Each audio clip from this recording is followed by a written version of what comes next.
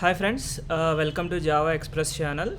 So today we are going to discuss one important topic available in Amazon SQS. So in Amazon, one of the service is Simple Queue service. It is like one of the EC2 is one of the service, S3 is one of the service. Like that, SQS is also one of the service. Okay, so we created one Facebook group also. You can join. I will provide the link to you guys. So this is the Facebook link.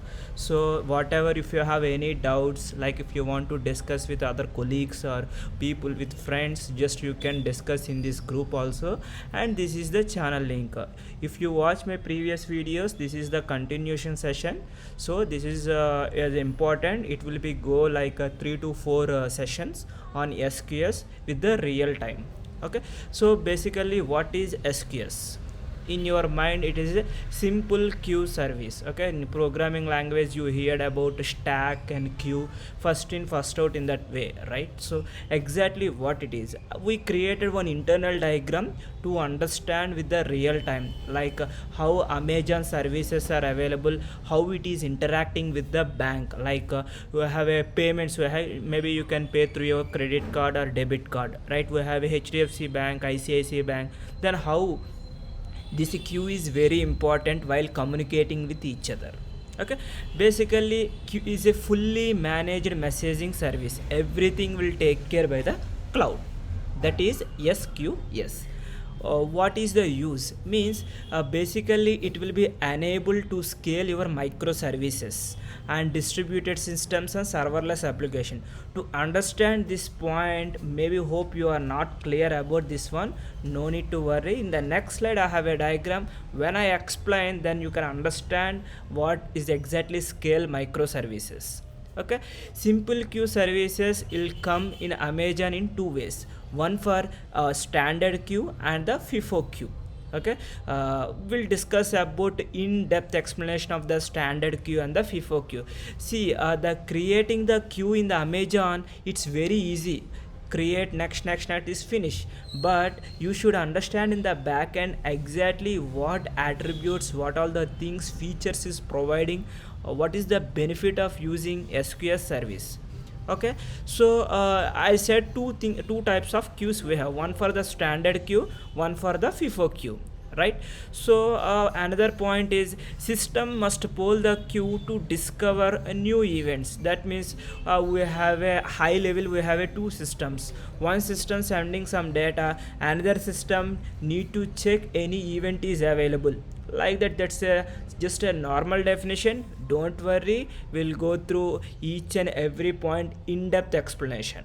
Okay, no worry. Now I'm explaining in this session just example what is SQS, where this SQS will come in the real time. Okay, now every day people are using Amazon account, right? If you want to order something, okay, maybe what are the steps we are doing, we'll see those steps.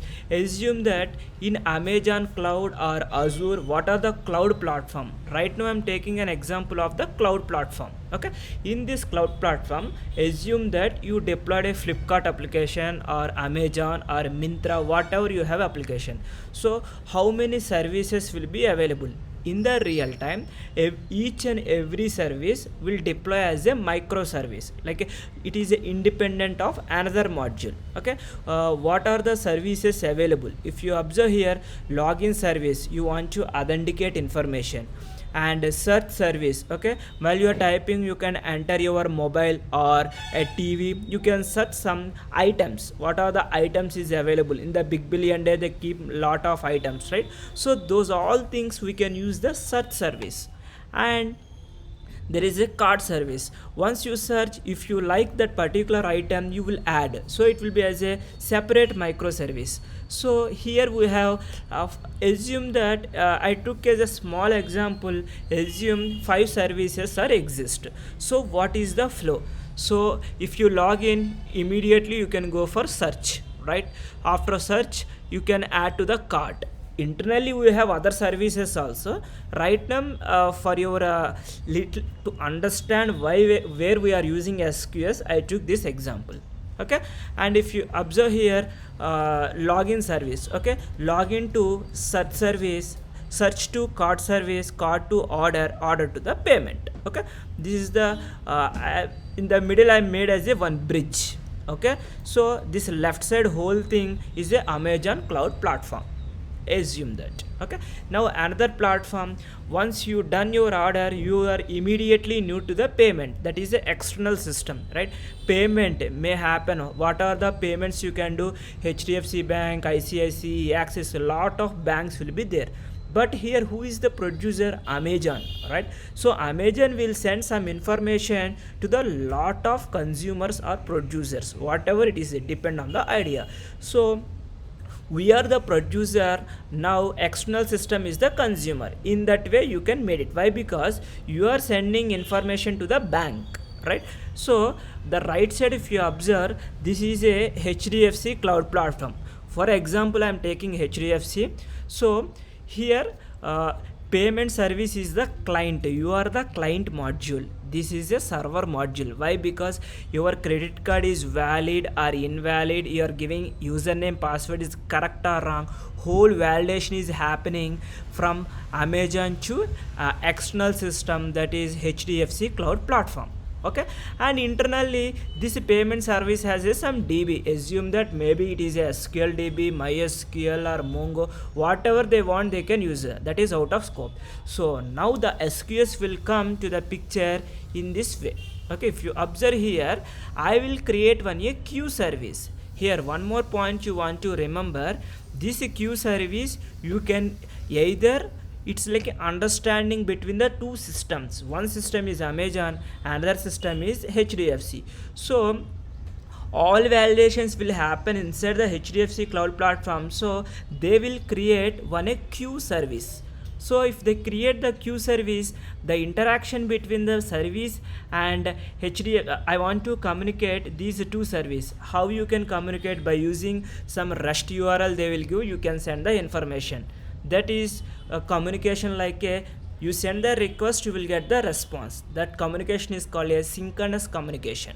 Okay, so your queue should be run 24/7. Why? Because multiple users can order the product, but at a time they will send payment information. If you use the REST template to communicate, maybe chances to fail that particular request. So what they can do, they will create one queue service. Inside this queue they will send your all data to this queue. Okay, assume that this is a topic, maybe you can say the concept will come publisher and subscriber. Okay, maybe producer and consumer. So they need to create one queue, they will send information this queue service. This server, what it will do, it will poll the messages. Suppose you can send inside the JSON data, you can set credit card, which is the order ID, account number, some details you send, those all details it will be stored inside the queue service. So HDFC, what they will do, they will poll that JSON data, and if it is good, everything details are good, and they will send the response back to the queue, and the queue will give to the payment service client success message to you. Maybe sometimes immediately amount will be deducted. For the payment confirmation they will say wait for 15 minutes for the order confirmation. Those 15 minutes what is happening means that particular message they are sending to the server given a 200 response, that response they will show to the user.